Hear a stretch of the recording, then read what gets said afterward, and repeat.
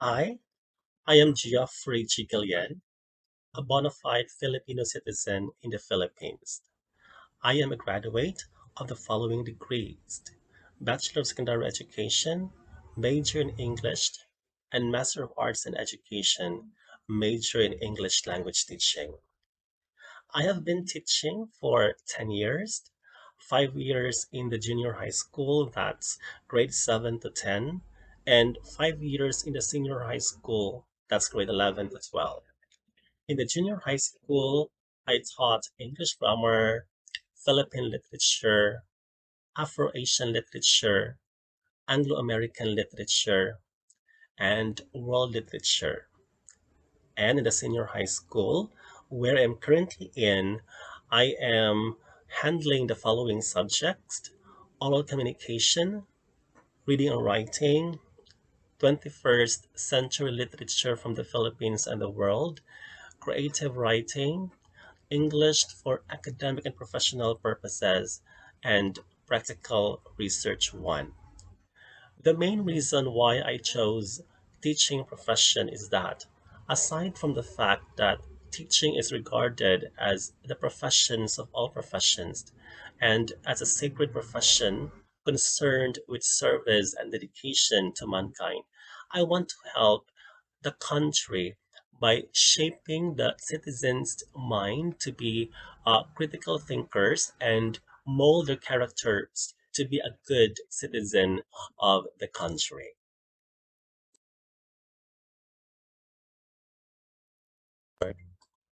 I believe that every student has individual learning style. Chances are not all students learn the same way or share the same level of ability. Indeed, differentiated instruction is a method of teaching to be utilized in the classroom.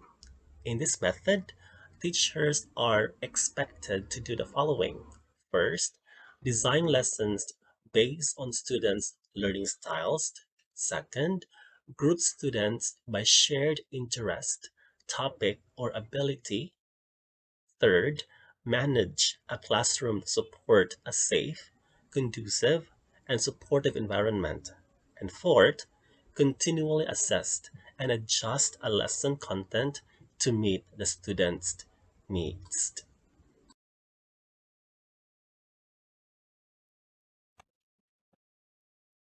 Components of a good lesson plan are the following. First, lesson plan contains learning resources and instructional materials to be utilized in the classroom. Having the resources lined up ahead of time saves valuable class time and gives the teacher great peace of mind.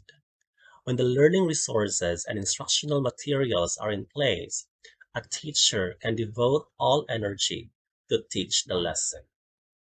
Second, lesson plan communicates clear objectives to the class. Objectives is the main focus of the lesson. It should be SMART, which means specific, measurable, attainable, relevant, and time bounded. Communicating the learning objectives to students, both verbally and in writing, motivates them to work with a clear purpose in mind, and it makes it easier for the teacher and his or her students to stay on target throughout the lesson. The third component is lesson plan activates background knowledge. Tapping into the student's background knowledge, which refers to students' previous life experiences, prior learning, or both, to prepare them for the new concept. The point here is to make connections between what the students already know and what the teacher is going to teach to them. For example, if the teacher is about to present a lesson on using metaphors and similes in writing, he or she starts out by discussing what makes a story engrossing to a reader. The fourth component is lesson plan contains direct instruction. This is the meat of the lesson plan. It's where the teacher presents the new concept that is included in the lesson objectives. In doing this, the teacher must do the following. First, prepare students for success by pre-teaching key vocabulary words that are essential to understanding the concept or text that will be introduced to them. Second, speak clearly and concisely. If the lesson involves a process, then the teacher must show the process. Speak aloud and explain each step as the teacher go along. Next, be sure to take time. Modeling is a critical part of direct instruction. When students watch and listen to the teacher applying the concept, they are much better able to understand what he or she is trying to teach to them. It is important to model multiple examples of the concept introduced. The fifth component is lesson plan has student practice. Student practice consists of three steps. First, the guided practice, where the students are involved in additional examples using the board. Second, collaborative practice, where students get to apply the new concept in cooperative activities.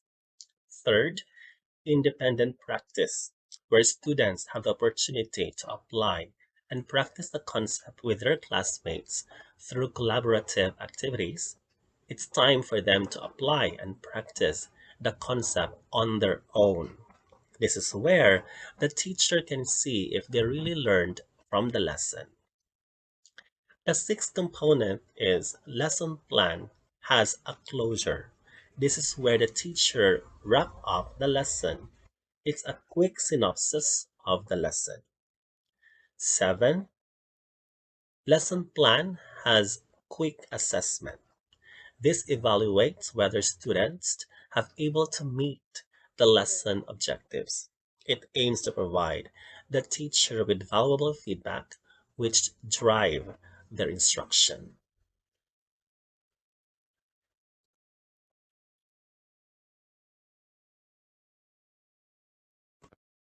My first school assignment was junior night high school way back 2011. Most of my students in the night high school are working students. They earned a living in the day and spent their study in the evening. I remember in my English 9 class, I encountered a student who always stammered. Every time he answered, I asked him to speak in front of the class. He could not answer in a spontaneous manner. There was a time I asked him about his ambition in life and let him share it to the class. And every time he uttered a word, I noticed he kept on repeating the word when he said, "My ambition in life is to become a teacher." When asked why he stammered, he always says that he feels uneasy and uncomfortable every time he's asked to speak in front of the class. He also admitted that he lacks confidence and he is afraid of the crowd. He is a smart and diligent student, only that he stammers when he speaks. So to help him improve his speaking skill, I conducted a special class for him because I can really see through his eyes the sincerity and the passion to learn. So every day, I conducted 15 to 20-minute class or special class. I engaged him to varied oral communication activities such as pronunciation drill, impromptu speaking, storytelling, prepared speech delivery, extemporaneous speaking. So we had a three consecutive months of intensive oral communication training. Day by day, I can see his development, and he was able to establish techniques on how to effectively speak and communicate. During our culminating program in English literature, I was amazed by his performance because he delivered the speech of Martin King Luther entitled I Have a Dream. He delivered with accuracy in terms of enunciation, and most especially without any stammering moments. Furthermore, I was exceedingly amazed when I found out that he graduated cum laude with a degree Bachelor of Arts in English Language and Literature. And currently, he is teaching in one of the private schools here in my hometown.